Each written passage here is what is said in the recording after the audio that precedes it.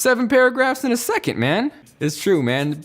Cocked and loaded, ready to rip me a new one. Yo guys, Jonathan here, and this is gonna be a fun one. The iPhone 7 Plus has been out for a little while now. It is tried, it is tested, and I think most of us could agree it is a pretty solid smartphone. But the Galaxy S8 is here, specifically the Galaxy S8 Plus. It is big, it is beautiful, and we're about to see how these two stack up side by side. Now before I jump in, for the keyboard warrior out there in mid-stroke right now, yes, I realize the iPhone 7 Plus is just over 6 months old right now, but you gotta consider some people may be looking to upgrade right now, and some people may be watching this exact video on their precious iPhone 7 Plus tempted and looking to jump ship over to Android. Plus, at the end of the day, I'm willing to bet that most of you out there will be happy with either of these phones, especially if I were to give one away. And if that's something you want to see, maybe drop a like down below and subscribe and turn on notifications so you don't miss when that happens. Now, jumping into things, I am not going to sugarcoat stuff. The Galaxy S8 Plus is the better looking smartphone. What Samsung has done here genuinely has me excited, and if I'm being honest, makes the iPhone 7 Plus look a little dated. The kicker here for me, and I'm sure for most of you out there as well, is what Samsung is calling their Infinity display. What it is essentially is edge-to-edge glass that gives the middle finger to bezels and looks freaking beautiful. And as far as the footprint goes, if you look closely, the Galaxy S8 Plus is just slightly taller than the 7 Plus, but surprisingly, it is more narrow, which makes it easier to hold in one hand. And honestly, the craziest thing about this, regardless of how close they are in size physically, the S8 Plus is packing a 6.2-inch display inside there, where the iPhone 7 Plus is looking kind of small at 5.5, so those are some serious screen gains. Oh, screen games. Ew.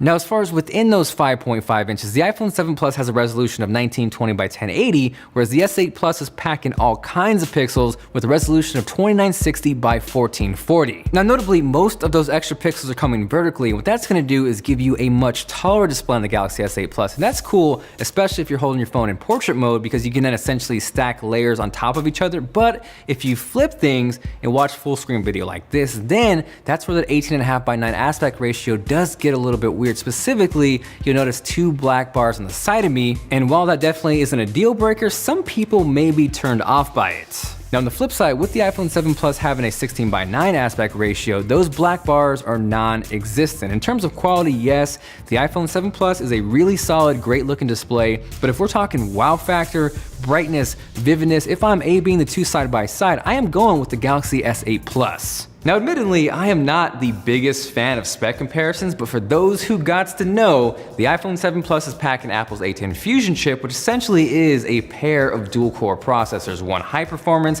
and then one low performance, 3 gigabytes of RAM, and a 2900 milliamp hour battery. Flipping sides to the Galaxy S8 Plus, that's also similar in the sense where we see a pair of processors, but in this case, that's actually a pair of quad-core processors, 4 gigs of RAM, and a slightly larger 3500 milliamp hour battery. Now, this is the point in the video where I explain why I'm not the biggest fan of spec comparisons, because on paper, one might see the 8 total cores in the Galaxy S8 Plus and assume that it is infinitely faster and better than the 4 total cores in the iPhone 7 Plus, when that really isn't the case. Even in things like synthetic benchmarks, take Geekbench 4 for example, the Galaxy S8 Plus barely beats out the iPhone 7 Plus in terms of the multi-core score, and that is with double the cores. Hop over to the single core side of things, and it's a completely different story. The iPhone 7 Plus actually smokes the Galaxy S8 Plus. Now, does that mean the iPhone 7 Plus is infinitely better, faster, and that you should solely base your decision based off benchmarks? No way. The point that I want to echo and get across is that in terms of performance, both of these are really fast phones. So much in fact that performance and benchmarks should not be the sole focus of your buying decision. Rather,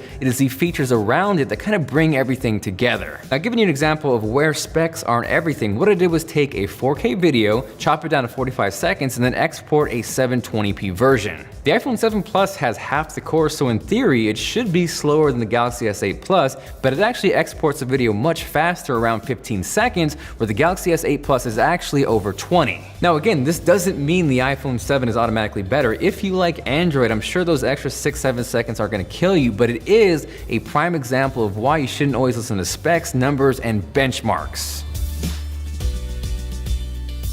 Now, as far as the cameras go, while the rear shooters are pretty similar at 12 megapixels, as far as the front cameras go, there is a pretty distinct advantage on the S8 Plus. This features an 8 megapixel sensor as opposed to the 5 on the iPhone 7 Plus, and really beyond those megapixels, I think the Galaxy S8 just simply outperforms the iPhone. What I noticed most about these two shots beyond the wider angle on the S8 Plus being nicer is the dynamic range. With the S8 Plus, you can still see the clouds and the sky, whereas with the iPhone 7 Plus, everything kind of gets blown out. Plus, if you've ever wanted to look like a flying dog with steam coming out of his ears and some oddly placed paws, or a pair of some pretty weird sheep like me and my buddy Rich, you can only do that on the Galaxy S8 Plus. Ooh. Damn, look at that face track.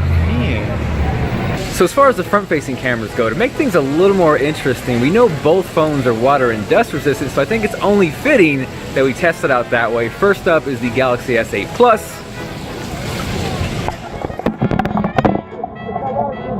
Next, we have the iPhone 7 Plus with that sweet gold carbon fiber wrap from Colorware. Now, of course, it is water time.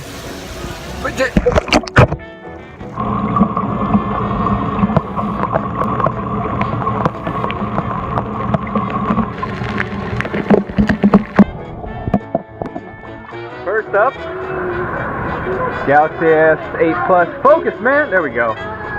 So we're alive, we're working. Following things up with the iPhone 7 Plus, we are back in business. Things are wet, but both passed the water test. And as far as quality goes, let me know with a comment down below what you think looks better.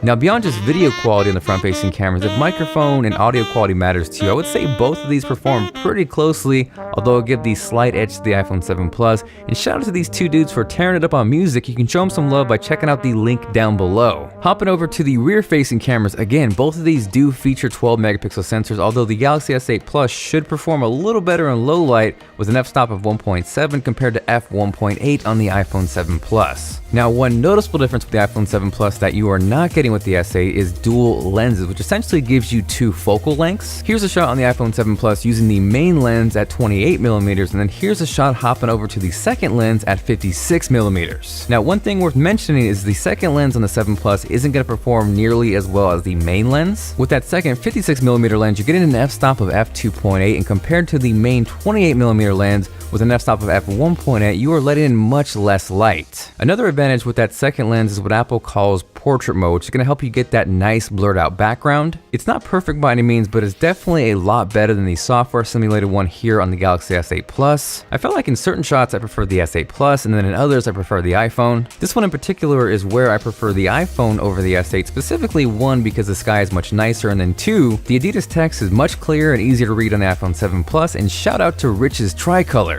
Conversely, here's an example of where I prefer the S8 Plus over the iPhone 7. I think really it comes down to the S8 performing much better in low light. For me, what pops out specifically about this picture is actually the light around the sign. It's a little more natural and overall just a more pleasing image. Flipping sides again, in these two shots here, I prefer the iPhone 7 Plus. The S8 Plus image is definitely sharp here, but if you look closely at the trees and the flowers, it almost becomes a little over-processed, where everything in the iPhone 7 Plus just feels a little more natural. Next, reiterating my point about low light, the Galaxy S8 Plus clearly takes the cake here, and really what it comes down to is out of the box, you're going to get some instantly satisfying pictures with the S8 Plus. It is better in low light for sure, but I think both are really solid cameras, and the iPhone is definitely going to give you a less saturated, less sharpened, and overall more natural image. So here we are on the iPhone 7 Plus, and it's a pretty good low light test since we're pretty much right at sundown. If I'm gonna guess, I'm gonna say the iPhone 7 Plus probably doesn't look as good out of the box as the S8 Plus, but the stabilization is probably gonna be top notch. Once we start to move around, we get a little closer, and it starts to pull focus, and kind of shift that way. I'm gonna give that edge to the iPhone 7 Plus. So here we are over on the S8 Plus. Not exactly sure how this looks. Rich, how's it look? Not looking as good as the iPhone. Apparently not as good as the iPhone 7 Plus, but you guys let me know with a comment down below. Imagine it looks better and all I get is hate comments. You blind as So hopping back into design, because of Samsung's Infinity Display, you may have noticed there is no longer a physical home button. It's actually kind of similar to what we saw on the iPhone 7 and 7 Plus, where the best way I could describe this is if both phones were off and you press the button, nothing would happen. Now, the difference with the Galaxy S8 Plus is the home button is built right into the freaking screen. The iPhone 7 Plus still gives you some sort of a physical home button feel, whereas with the Galaxy S8 Plus, you're actually pressing the display. So in terms of pure tech badassery, yes, the S8 Plus having the home button in the display feels super futuristic, but it does leave a couple problems. The first of which being the fingerprint reader on the S8 Plus is now located oddly on the back. And don't get me wrong, I don't mind fingerprint readers on the back of the phone when it is executed properly, but with the S8 Plus it's kinda weird because you really don't know where you're pressing, and oftentimes I kept swiping and smudging up the camera. So as far as the fingerprint reader goes, I definitely prefer the iPhone 7 Plus. It's easier to access, it's a little more natural, and it really makes me wish Samsung would have gone the extra mile and put the fingerprint reader into their Infinity display. If you hop into settings, there is actually an option where you can unlock your phone by pressing the home button from your lock screen. The problem here though is there is no level of security, and again, if Samsung could have incorporated the fingerprint reader here, it would have been amazing. Yes, the S8 Plus has an iris scanner, it has face unlock, but those still feel a little gimmicky at this point, and I really have no desire to unlock my phone with my face. Now moving on, we're gonna play a game of things I really like on the S8 Plus, starting with USB-C. As most of you are aware, Apple uses their proprietary lightning cable, and it really makes me wish Tim Cook, please man, move on to USB-C, because if everything was one singular cable, it would be amazing. Next to that sweet USB-C port, you'll also notice on the Galaxy S8 Plus, there is still a headphone jack. Speaking of headphones, a pretty cool move Samsung did here was to incorporate a pretty sweet pair of AKG headphones in the box. These supposedly are around $100, and if you compare these with the lightning-based earpods which sell for $29, Samsung definitely takes the cake here. What I do really like about this move though is it kind of puts some pressure on Apple to step things up. I think the equivalent here would be for Apple to include a pair of AirPods with the iPhone. They clearly don't want us using cables, so if that's the case, make it easy and give us AirPods. Now flipping things for a second, one thing I really like about the 7 Plus is the fact that it incorporates stereo speakers, and that's something the Galaxy S8 Plus does not have.